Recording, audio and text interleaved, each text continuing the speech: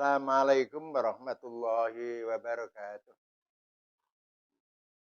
Pemirsa yang kami hormati, pertemuan yang ke-27 dulu adalah Al-Masyaqqah Tajlibut Taisir. Dalam keadaan situasi mendesak, maka Islam memberikan kemudahan. Nah, ada kaidah yang hampir sama, cuma ada perbedaan sedikit yang mestinya juga saya sampaikan hari ini. Ya, sekarang kita sambung juga dengan kaidah yang lain hampir sama, yaitu ad-darurah tubihul mahdurah. Dalam keadaan terpaksa, maka dibolehkan mengamalkan yang dilarang. Mestinya dilarang. Tapi dalam keadaan terpaksa, larangan itu bisa diamalkan dan diberikan Allah kemudahan pengampunan. Nah, pertama-tama akan saya ulangi kaidah yang pertama. Al-masyaqqah tajlibut taisir. Dalam keadaan berat, maka Allah akan memberikan keringanan dan memberikan kemudahan. Contohnya, bila mana seorang berat untuk melaksanakan puasa dalam bulan Ramadan karena dia sakit, untuk puasa sangat berat, atau karena memang dilarang oleh dokter demi untuk minum obat itu pada siang hari 3 kali, maka orang itu boleh meninggalkan puasa atau membayar kafarah. Dibolehkan tidak puasa atau dibolehkan karena tidak mungkin bisa mengganti puasa, maka dibolehkan Allah kemudahan untuk membayar kafarah tiap hari satu mud kurang lebih, yaitu 6 on setengah kurang lebih.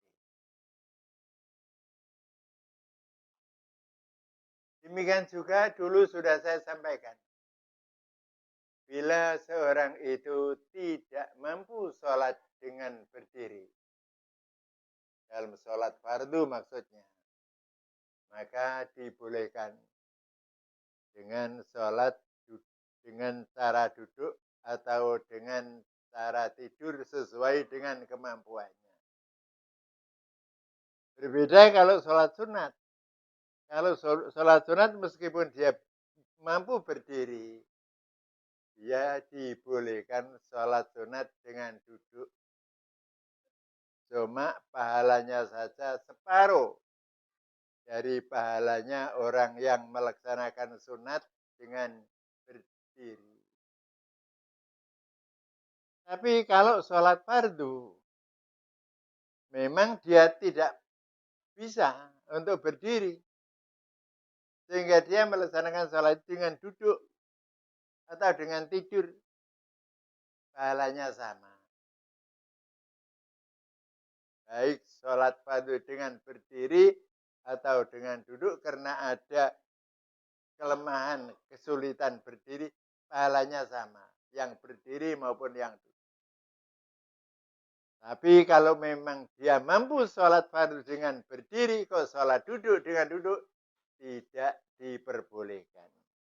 Sholatnya tidak jadi. Itu al-masyaqqah tajlibut taisir, kesulitan akan mendapat keringanan. Kedua, bila ada seorang sakit panas dan dilarang oleh dokter menggunakan air. Atau orang yang kena luka. Dilarang oleh dokter untuk mandi atau menggunakan air. Nah, boleh Allah memberi keringanan. Tidak usah berwudu dengan air, cukup diberi keringanan dengan tayamum. Karena pada waktu dulu ada seorang junub pada zaman Nabi. Padahal dia itu luka di dalam kepalanya bekas perang. Karena dia tidak tahu kalau ada keringanan. Sehingga dia mandi. Akhirnya dia mati. Setelah Rasulullah Shallallahu Alaihi Wasallam mendengar itu, maka Nabi bersabda, mestinya cukup dengan tayamum. Nah, karena dalam keadaan situasi begitu, Allah memberikan kemudahan.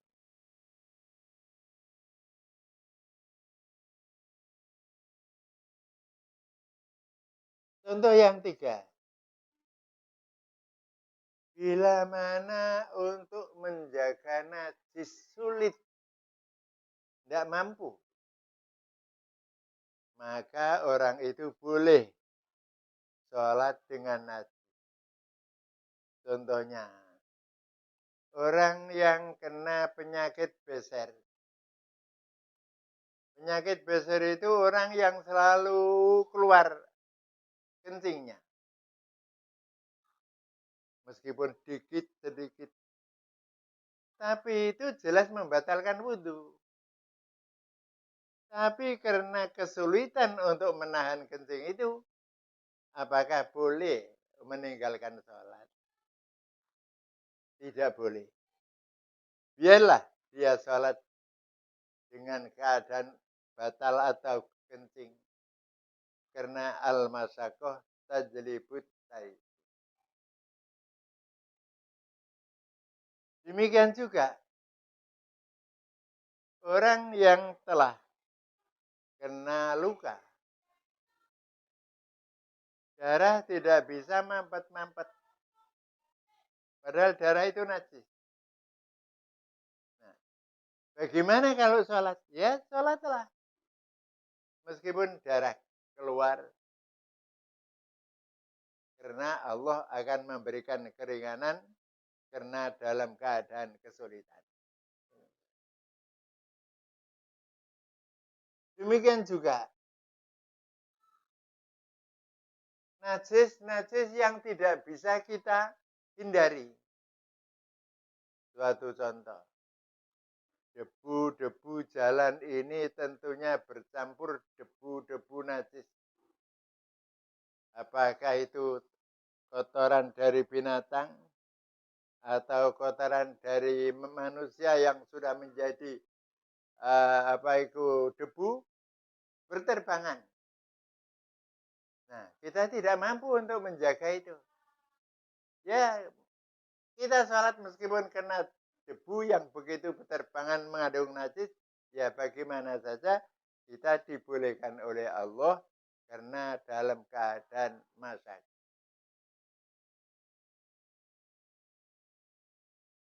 Contoh berikutnya, kita tidak boleh berwudu dengan air yang berubah.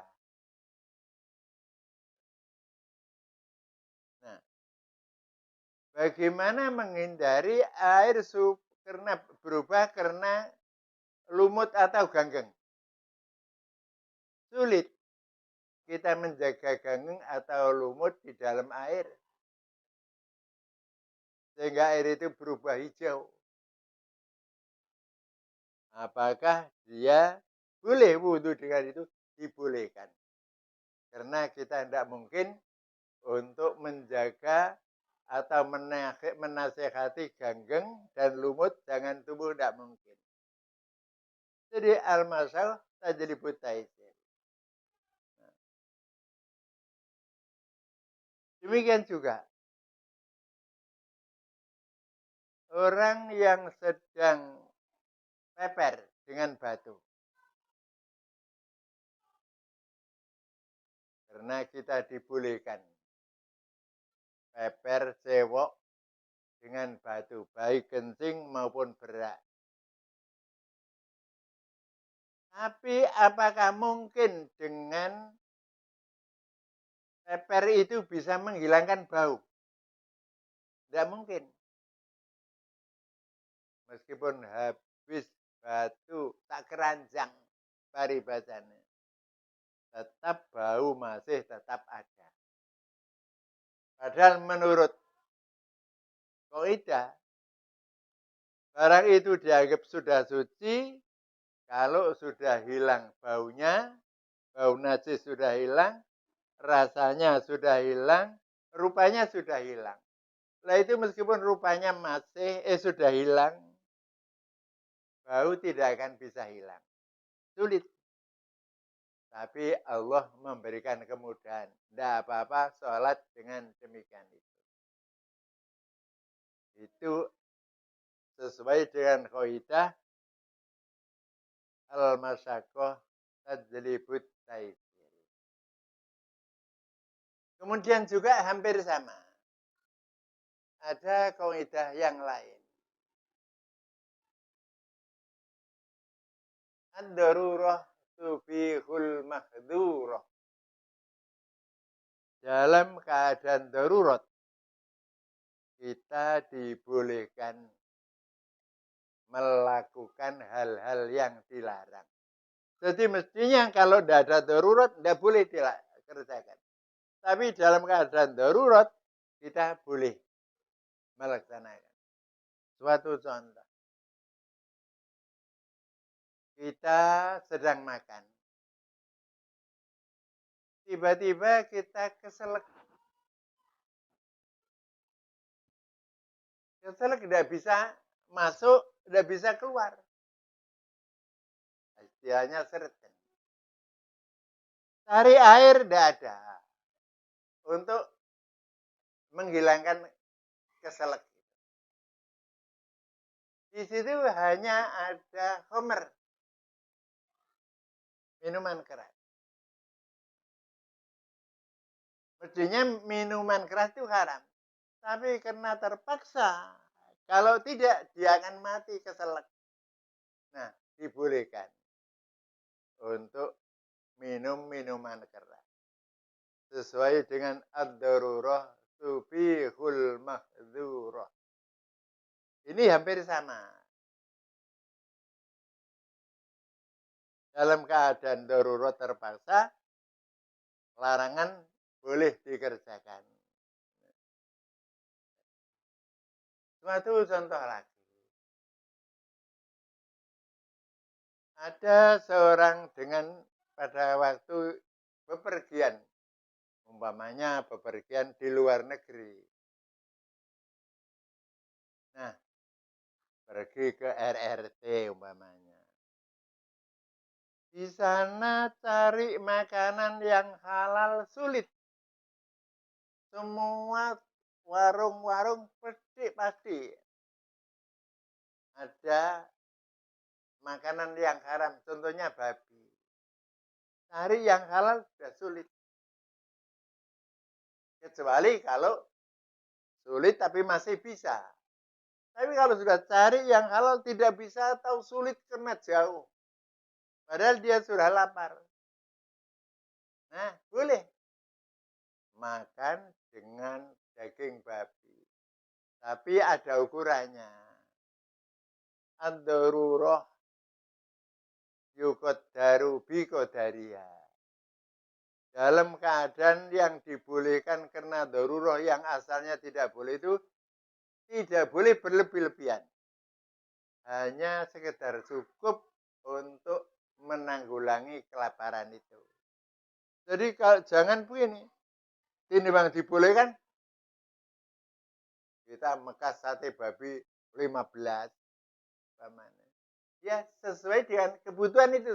Yukot darubi kodaria. Hanya dibolehkan sekedar cukup untuk menanggulangi kelaparan. Pemirsa yang kami hormati, hal semacam ini banyak sekali. Masalah-masalah yang bisa diselesaikan dengan dua kaidah itu. Yaitu kaidah al-masyaqqah tajlibut taisir dengan kaidah ad-darurah tubihul mahdzur. Hadirin jamaah, hadirin pemirsa yang kami hormati. Ada suatu contoh yang menarik.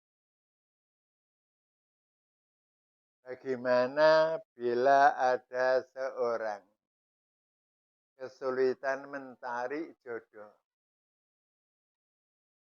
karena mas kawinnya mahal, atau memang dia tidak ada orang yang mau untuk dikawini, apa karena dia itu cacat atau karena dia itu miskin, cari jodoh enggak mau, tidak bisa. Nah, dibolehkan kawin dengan orang gila. Mestinya kawin dengan orang gila itu dilarang. Tapi karena dia dalam keadaan darurat daripada berbuat zina, nah dibolehkan untuk kawin dengan orang gila. Tapi ya begitu. Yuqaddaru biqadariha. Dibolehkan kawin orang gila itu cukup untuk memenuhi kebutuhannya. Tidak boleh karena dibolehkan kawin orang gila, terus dia kawin orang gila 4 atau 3. Tidak boleh. Satu saja itu untuk memenuhi kebutuhannya. Kalau lebih, tidak boleh. Yuqaddaru biqadariha. Larangan itu harus diukur dengan kebutuhannya. Nah, pemirsa yang kami hormati, karena masalah-masalah ini sangat banyak yang berhubungan dengan hukum, maka para ahli usul telah memberikan satu rumus yang jitu. Kita acungi jempol para ulama usul fikih. Dia betul-betul membuat kemudahan kepada kita dalam menentukan hukum-hukum syara. Oleh karena itu, pelajarilah ilmu usulul fikih. Sehingga seorang mujtahid,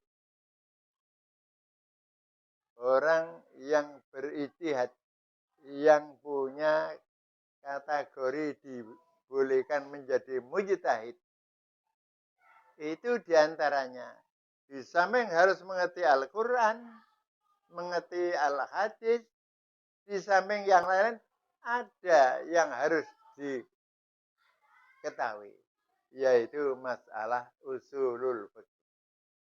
Karena dari usul fikih itulah kita mempunyai rumus-rumus dalam menentukan hukum agama. Pemirsa yang kami hormati, saya kira cukup itu saja dulu. Dan mudah-mudahan untuk yang akan datang, pertemuan yang ke-28, kita bisa berjumpa kembali. Dan saya akhiri, wassalamualaikum warahmatullahi wabarakatuh.